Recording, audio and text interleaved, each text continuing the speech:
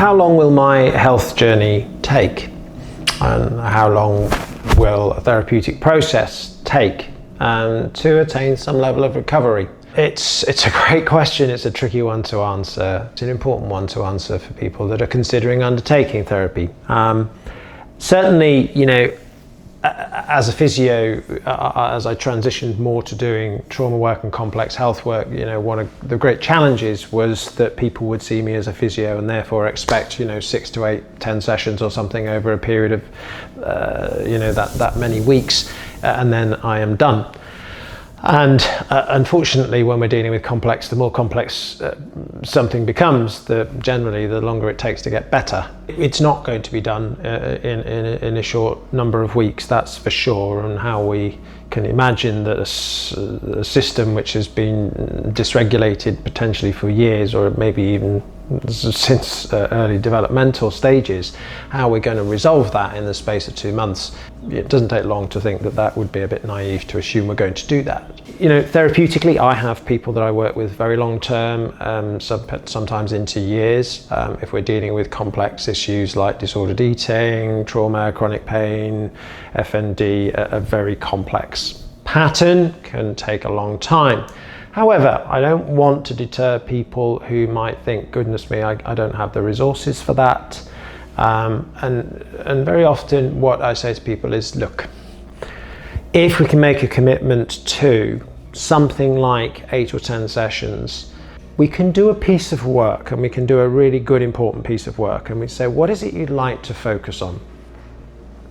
What is it you would like to achieve? Okay, well, there's all this, blah, blah, blah, but look, if you could get my migraines under control, then that would be great. Okay, let's see what we can do with getting the migraines under control. We know that there are other pieces in here which are also going on for you. And maybe we just say, right, let's explore that. Do a piece of work around a relational piece, around a specific health issue, and let's try and get that under control. And we can do that.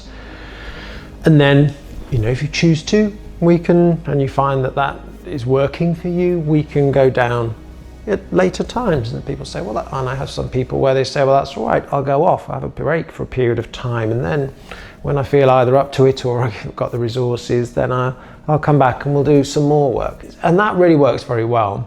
What I would just encourage you to think about is, please don't assume that you're going to embark on a treatment, have 2 or 3 treatments, and then decide that you're not fixed, and that therefore it's not for you.